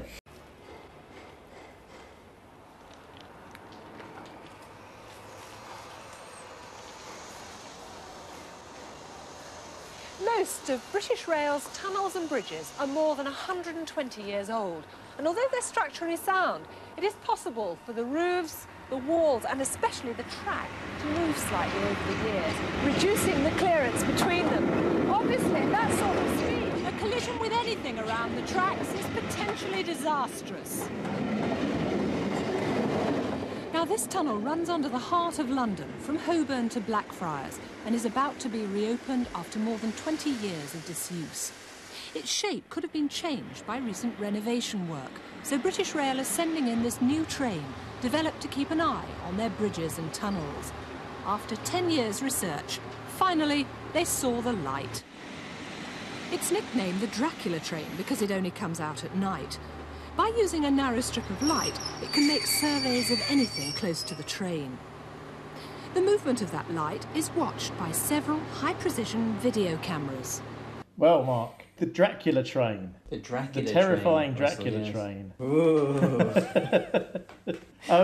Well, I mean, you could put Judith Han on apparently any sort of ghost train, and she wouldn't flinch a bit because that British Rail train comes charging at her when she's standing on the track. It's worth explaining that she is just standing on the track. Yeah. The track is not suspended, not during engineering works. It's during clearly like a Tuesday morning. She is wearing a high-vis Toreador jacket that isn't done up. Like it's the lightest amount of high-vis material possible. And then a train just rumbles behind her. I mean, one of the themes of this episode is Judith Han having to speak loudly over the noise of machinery. Yeah. But in this case, it just seems surprising that they wouldn't do a second take where the train wasn't going by. But maybe they like the I think that it. was very much deliberate. True. I suppose it did need some kind And of... the train looks huge as well. It's absolutely thunders by. Yeah. Well, that's because she's standing right next to us. She wears a couple of good outfits in this episode. In the previous segments, I liked her spotty blue and black polka dot it's a good blue one, actually, jumper. yeah. But in this, she's wearing like a whole ensemble of like giant coat flowing. It looks very good. Makes the laughably small high vis look even laughably smaller on her body, though, isn't it? Quite. So, yes, absolutely. It's definitely out of proportion. Yeah. To the danger. not even the coat, just to the sheer danger she's in. The problem with this is that, well, it's not a problem. It's just that this is a much lower tech version of a technology that kind of already existed and then would subsequently become very popular, which is LiDAR. And LiDAR does the same thing, but it uses lasers. So it uses lasers to track like terrain or whatever, the bumps in things, and then it very accurately records what they're like. And what they're trying to do with this, what they're doing with this train, they're doing it, but they're just doing it with a light bulb. So I don't know whether it's a case of the British Rail engineers coming up with this independently, or whether they just couldn't afford lasers, so decided to go with light bulbs. Yeah, I don't know. I can see why they'd be very proud of it. It does feel like the kind of thing that you would be very proud of having come up with and constructed, and you can show that it works. But with the added bonus of having hindsight, obviously it's nonsense, and it's almost like I just fear that the second they invented it and started running at the track, somebody said to them, "Oh, why have you done this? Have you not heard of LiDAR?" It has that kind of feeling to it of like somebody made in their shed. I mean, like British ingenuity in the 60s, 70s and 80s was basically run on people having harebrained schemes in their shed and rolling it out and inventing things that were perfected elsewhere. This kind of feels like that kind of like, look what we've done. Whereas like, a lot of places would have invested money in proper research and maybe included, universities in it. Whereas like Doug came up with this and it works. And I don't know, it's kind of sweet. I think it's kind of sweet. The horseshoe of light bulbs I quite liked. I like that too, actually. It looks good. Yeah. It looks dangerous. The big problem with this I had was the fact that they called it the Dracula train because it comes out at night. Ugh. Yeah. You might be surprised to hear that I had much better suggestions. You think, right? There must be a lot of bored British Rail people sitting around in offices. I imagine British Rail, especially back then. I imagine British Rail in the 1980s. I imagine lots of people sitting around bored in offices eating sandwiches. So how they couldn't have come up with either Count Dracula, Nosferatu Chew, or Vlad the Railer, I don't know. I mean, those are just off the top of my head, Mark. Off the top of your head? Yeah, absolutely. You didn't put any thought into them whatsoever. No, they are obviously, all three of them are much, much better than the Dracula train. My assumption is that, I like that your assumption is that they just didn't come up with a better idea. My assumption is that their actual nickname for that train is absolutely unbroadcastable filth. The train that only comes out at night, that is some sort of allusion to somebody's whorish wife that just... Oh, and then they were... On the spur of the moment, they had to come up with something to give, the BBC crew just turned up without them knowing. That's my assumption, but I like yours more. I think you've nailed it there. I can very much imagine them all sitting around thinking of something disgusting. Yeah, totally. And that poor woman, she doesn't need that because obviously it's nonsense. It's made up BS just to bully someone. Yeah, it's that's just what that's just what I thought.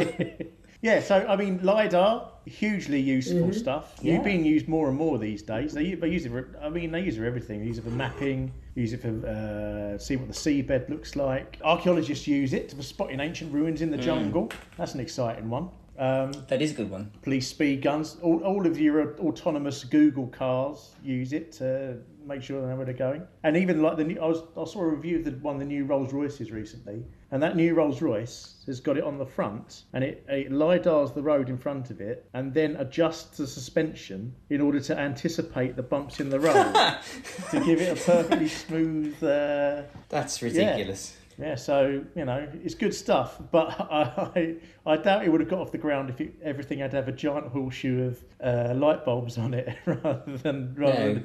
I mean, lasers fix everything, let's face it. If you need to fix something, make something high-tech, put a laser or a magnet on it, you're halfway there. Absolutely. Certainly still makes us feel futuristic. Yeah. And if you can somehow have a smoke machine nearby, got yourself a party. Speaking of parties... Oh, hey, home stretch. Here comes Philbin. She's in Weatherspoons. Whey! Have I been in the money tonight? Let's just scoop up.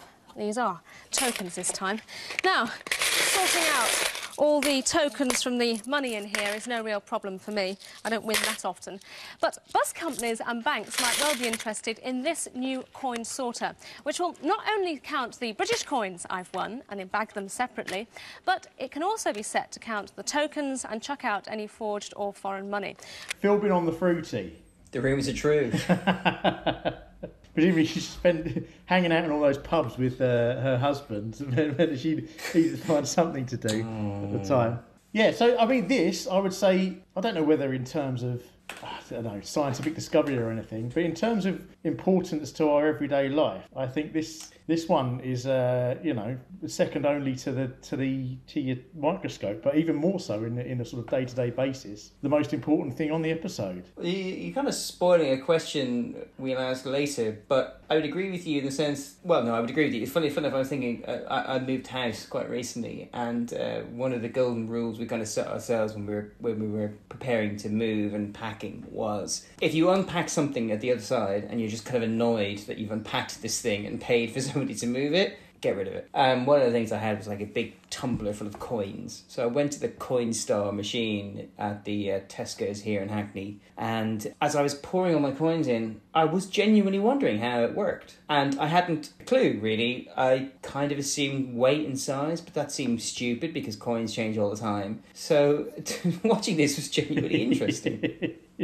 And it was like, oh, that's how they do it. It's even more sophisticated than I thought. Yeah. It's a useful thing. You're right. Like, obviously, these are, I use it. Maybe I've used one of these machines twice in the last 15 years or whatever. Like, these days, I don't really collect a lot of coins. But they're used constantly. The point is that the fundamentals of the technology are, as you said, the way old coin-operated things did used to work on weight and size, and that's why they were unreliable, and that's why people could fool them. But basically, after this, any coin-operated machine works on that electromagnetic principle that she described in there. So all of your self-service checkouts and your drinks machines, your parking meters, everything, they all run using this system in order to prevent people using the wrong coins in them. So on a day-to-day basis, before COVID had ruined it and nobody really stopped using cash, you probably would have used something that works on this principle multiple times a day. Absolutely true. That's what I mean. Like I've used a coin sorting machine twice in the last 15 years, but you use this technology daily if you use coins in anything automatic machine, paying display, anything like that. No, it's I was genuinely impressed. Not least because it is the third example of a presenter having to speak over loud equipment on a live television show in one 30-minute broadcast. Yeah, there was a couple of things in this one that I was quite interested by. Philbin consistently looks at the wrong camera in a way that it seems like she's unprepared. And she also says, what does she say? She says something. Yeah, she says something about scooping up the tokens this time. This time, yeah. As if there was a previous time when she didn't scoop them up and then it somehow ruined it. Obviously, we weren't privy to that because we didn't see the rehearsal. So I'm just wondering whether this was the one that was least rehearsed and it was kept, I don't know, maybe kept as in case they needed it at the end or something like that. I don't know how these things sort of work or put together. But there was a slight sense of she didn't know what she was doing in it more than any of the other segments, I felt. Yeah, absolutely. It felt the most live, the most dangerous.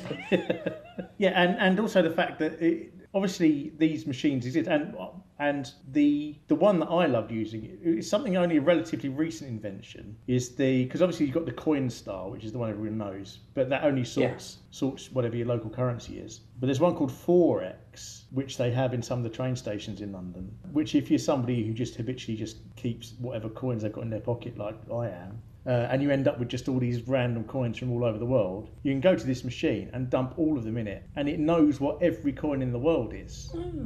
Wow! And it will give you. And so I did this a couple of years back now.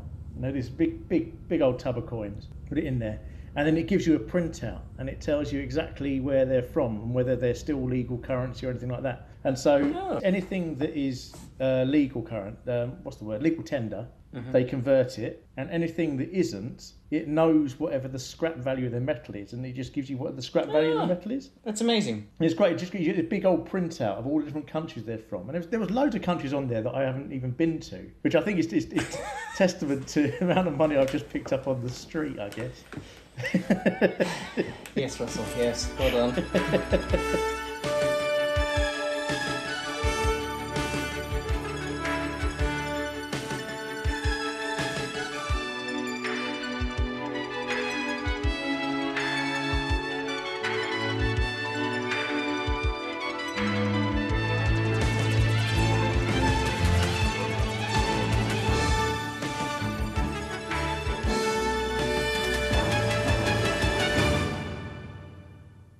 So we leave Maggie counting her cash, counting her money, and I did the maths. So she says, what did she say? She says she has £38.40, which is roughly £91 today. Yep. So, I mean, that's a good blast in the fruity. And actually, what I liked was that I don't know if a mainstream BBC One TV host these days would admit to playing the fruit machines in the way that she does. She's just like, yeah, of course I do. Yeah, this is what I do. You caught me.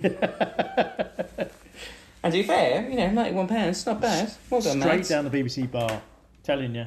Oh, easily. I mean, that's £38.40. That's like 70 pints. Well, I mean, I can tell you, pint of beer, 1987, 92 pence. Wow. Okay. Yeah. Well, I'm thinking the BBC bar subsidised. Oh yeah, so yeah, absolutely. Yeah. Average salary, £8,140. Litre of petrol, 37p, and a pint of milk, £1. A pint of milk a pound. Yeah. Well, you've got to keep those farmers in. Wow, that seems expensive. It does, doesn't it? Yeah. That's the one. That's the one that's probably gone down. Is it less than that these days? Yeah. I think a pint pot is like 50, 60, 70. It depends where you go, I suppose. But yeah, no, it's less than that. Like a litre might be a pound. That's really interesting. I'll just say, actually, as we leave Maggie, the camera pulls away and the lights go down, and they have laid out on pedestals a physical element representing everything they broadcast from the studio of the show, which is quite nice. And it ends on the wonderful static electric board display, which I don't think we discussed when Maggie was talking about the anal beads. The anal beads, as he said. Not on the podcast, but in the notes you sent me. But it's this pulsating red light. Yeah. On and off, and it has a wonderful threat to it. And that's the end of the programme. It's a lovely way of closing the programme. It looks like it. It is actually. Yeah. Yes, it does. It's very nice, and I like the fact that it kind of implies that the crew are all scrabbling around to lay it out, and that's really nice. You get a sense of craft and labour. Yeah, totally. So we know how much milk is, we know how much petrol is, we know what the average wage is. Did you look up toaster in the Argos catalogue? This will amaze you, Mark. I did. Yeah. No, I looked up kettle, sorry. Oh, kettle. Because that's what we did last time, kettle. Yeah, I couldn't remember. Should have done toaster last time, because in the winter-spring 1987 Argos catalogue, there is a sum total of 0 kettles. You serious? They have everything else. They have chip pans, coffee makers, microwaves, hoovers, Teas maids, whatever. Not a single kettle. Wow. I don't understand why. It's not even. I'll check the index in case there's a page missing. No, they just do not sell kettles. Whether it's reached the situation where kettles are so ubiquitous, there's no point in advertising them in the catalogue, I don't know. You would think the Argos catalogue is quite extensive. I'm not sure what's happened there. That's the most shocking thing I've heard all evening, Russ. That's quite astonishing. Yeah. Okay. So I thought, well, what would somebody else buy? What would somebody buy in 1987 of the time? So I went for a Walkman. Oh, okay, yeah, cool. No, there's no Sony Walkmans in there. Presumably a bit too good. But the top. Can you get an Alba one? Top of the range. Well, top of the range was a Toshiba. Hello, Tosh. Got a Toshiba. Oh, hello, Tosh. That was the best one in there. It was $69.95. $69.95. Which these days would be £200. However, you could also get an Alba. Oh, cool. Which you're probably much more likely to be getting, to be honest. Let's face it. I fear so. Let's face it. And you could get one of those for $9.95. That's a bargain. What's that, like 20 quid 30, now? 30 quid no, now. 25. 30 quid now. 30 quid. That's about right, isn't it? I mean, that had fast forward and stop controls. But not rewind. No, it's the old. No, you have to turn the tape over and fast forward it. Yeah.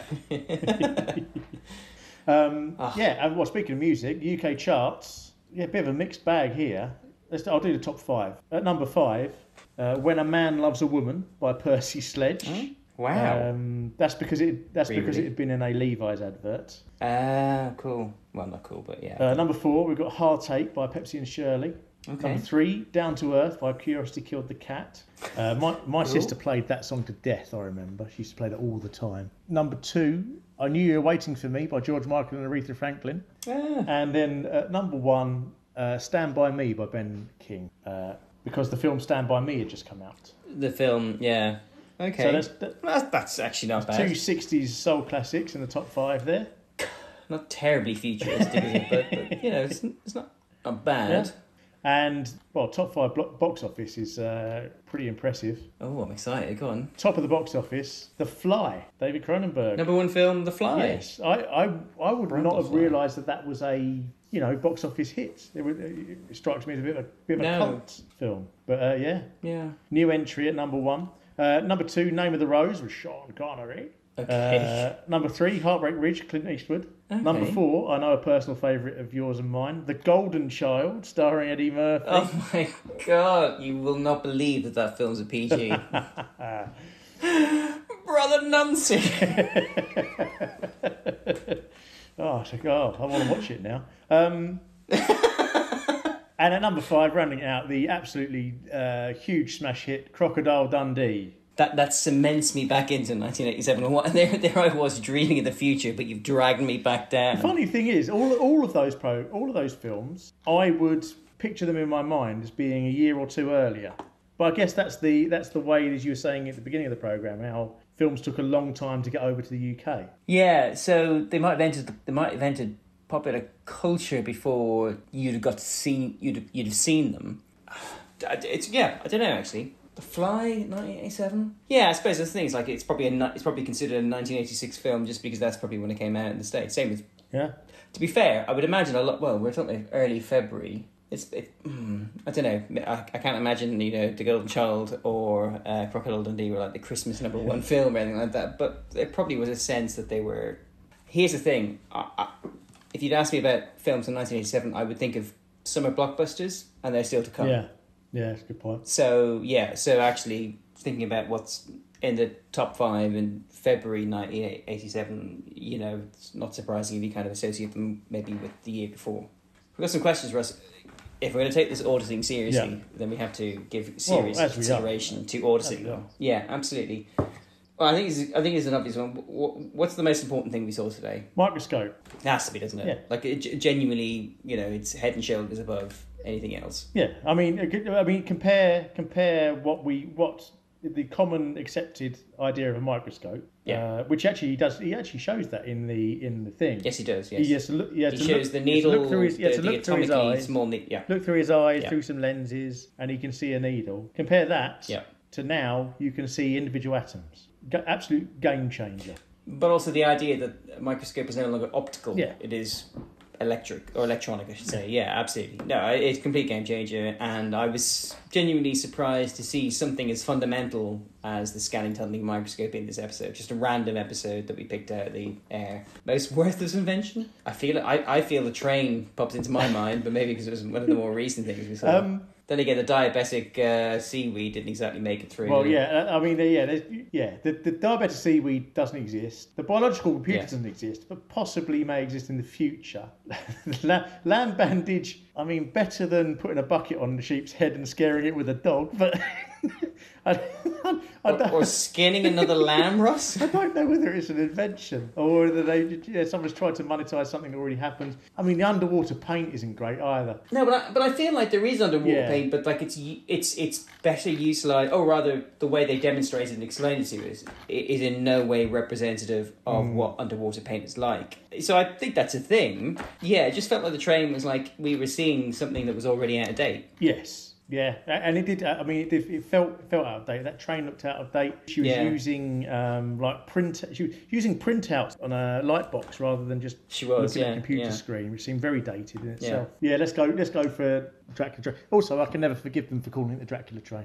No, there's definitely better options. You've listed 3, though I have my doubts about why they went with the Dracula train. Most inaccurate prediction of the future. Oh, well, that's the biological computer. In 20 years' time... 100%. Which is 14 years ago. Yeah, no. Didn't happen. You're not wrong. Like, it could well be the future. Although it might be a terrifying future because, you're essentially building brains, aren't you? And then they might have consciousness, and then we might struggle with all sorts of options there. As I wrote here, this does not sound in any way dangerous at all. Next. Worst fuck up by presenter. I don't think it's Howard saying Swally. Do you not? I think it's Maggie not being able to know which camera it is. Though in her defence, I can't imagine that was her issue. No. That feels like a rehearsal that went wrong and she managed to pull it through. Where it's like, Howard mangling up a line is one thing, but like fundamentally not being able to spot which camera is on. It screams like amateurness much more, doesn't it? When it does, yes. I always notice it when they don't look at the right camera. Yeah, so it does seem more amateur. Although I'd say Howard's is funnier, just because I like the word Swally for some reason. That's what is great. Yeah. Best attempt at making something boring interest. I mean, I would say probably the underwater paint. I mean, they took. Absolutely correct. Yeah. They took someone's badly spreading mustard onto a badly lit fiberglass hull into something close to cinematic gold. Yeah, actually, I was looking at other things here. No, you're totally right. It is a spectacular bit of television for something that is entirely unwarranted. It actually is one of the most wasteful bits of BBC resource I've ever seen. There is no reason whatsoever that underwater paint, as they were demonstrating it, deserved that kind of attention and quality, sheer quality. Yeah. That costs money, that did. Yeah, no, absolutely 100% correct. No, well done. Did we see anything in this episode that made it into the future? Loads. I think, much more than 1981. So definitely the scanning tunneling microscope and what that represents. Definitely the coin sorter. I mean, that is everywhere. Assuming that the feeler materials are microfibers, which I assume they are, then that is literally everywhere now. But also, a lot of genuine sports material now has this wicking technology that he was kind of describing without using those words. So it's like, I definitely think that has made it through. Not the dentistry, obviously. I'm assuming underwater paint is around somewhere, it's very specialist. That's the most sort of old. That's the one that would be most at home in the previous episode of Tomorrow's World, where it's just an engineering solution that's kind of... And we haven't mentioned Rob, and that's how they'll say. Well, Nintendo's still around, so, you know... That's true, that's true. You know, the Nintendo Switch is now the biggest selling console of all time. Yeah. Isn't it because of this last... I mean, I bought one on Boxing Day. It's because of this last year. Yeah. And I am very much enjoying it. But you wouldn't have been able to enjoy it if it wasn't for Rob rescuing Nintendo in the 80s. Absolutely, it's absolutely Do you true. think about that when you're Rob. playing hour 141 of Breath of the Wild? And then finally, at least on my list anyway, what does this episode tell us about the 12th of February 1987? I was not bored during that episode at all. I came away from it thinking, wow, this all looks great. I came away from it really positive watching this programme from start to finish. So it must have been quite a positive time, I guess, certainly in the world of technology. If the first episode that we watched and talked about felt like it represented the late 70s and kind of, you know, the 3-day working week and, you know, wildcat strikes and a kind of a sense of Britain and the wane. This one is imbued with a sense of optimism and fun. Yeah. And, you know, I think that's, to be honest, that's partly Maggie and Howard being, you know, the son and the daughter of the family. But there is a kind of a sense of excitement. I was really struck by how, I don't really remember 1987 as an adult, obviously. By that I mean, like, I remember the time, but I remember as a child. This is before, you know, the economic collapse of the late 80s. I'm aware this is around the time, you know, when there really was some real struggle in Britain, but there was a sense that, you know, the country had shaken off some of the cobwebs of the past and was powering forward. I mean, God, they were investing in organic computers. You know, they had high hopes for the future. It's interesting how both in terms of like the production value, but also tonally, this is such a different program to 6 years before. And also I would say I was thinking, like with Howard and Maggie's jokes, would that have caused a certain amount of harumphing by an older viewer? Possibly, because I mean they've got these two ex-children's presenters on there larking about and stuff like that. But I think it strikes a balance in that, because I harumph. If I watch a lot of modern documentary stuff on the BBC, I harumph because it's so simplified and it's so sort of style over substance that I just think, this is annoying me. Whereas with that, I think they're striking a good balance between information but not boring. Do you know what I mean? Yes, absolutely, yeah. But it's also not patronising. Yes, exactly, yeah. Yeah, like it's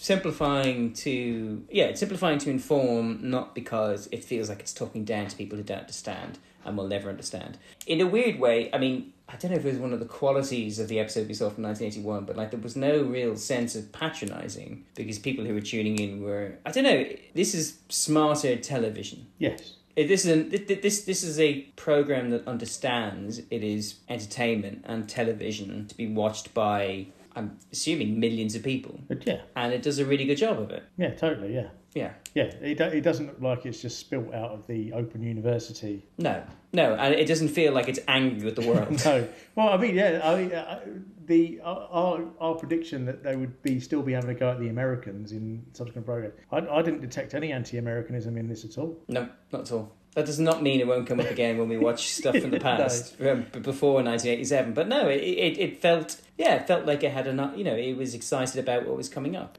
Maybe it was just slightly more internationalistic in its outlook. Because I mean, it obviously had the feeler thing, and then it had the microscope was invented by some Swiss people. Austrian wine. I don't know. Yeah, perhaps it was, yeah. Rather than just concentrating only on British inventions. Which is limiting. Yeah. To be fair, the episode we saw from 1981 might be an anomaly. And also, Han mentioned in the Dracula train section, she said, this would be really useful when the Channel Tunnel comes here, and trains will come from all over Europe. Yeah. But obviously, in your mind's eye, it envisions just like German and Italian and Spanish trains just just zooming all over Britain, which I'm sure was with the original intention, rather than just the Euro. It was supposed to Eurostar just be a going tunnel.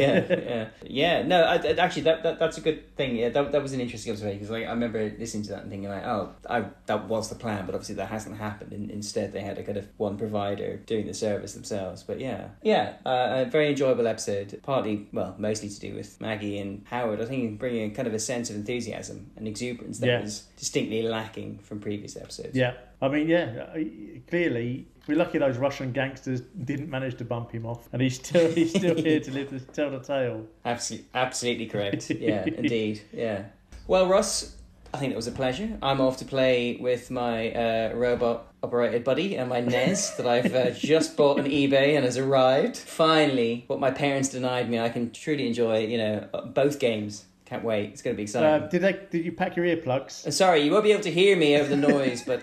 Well, it's all right, Mark. I'm just going to go and catch the Dracula train. Oh, of course. Well, it's going through the Channel Tunnel, so I'll see you in Blackfriars tomorrow, then you can come join me. I mean, you can't play the game, obviously, because I got my robot-operated buddy, but, you can watch us, have fun. I'll be able to hear you from here. Well, not over the Coinstar machine I have in my front room. Until the next episode, Russ. Yep. See you tomorrow. Bye-bye.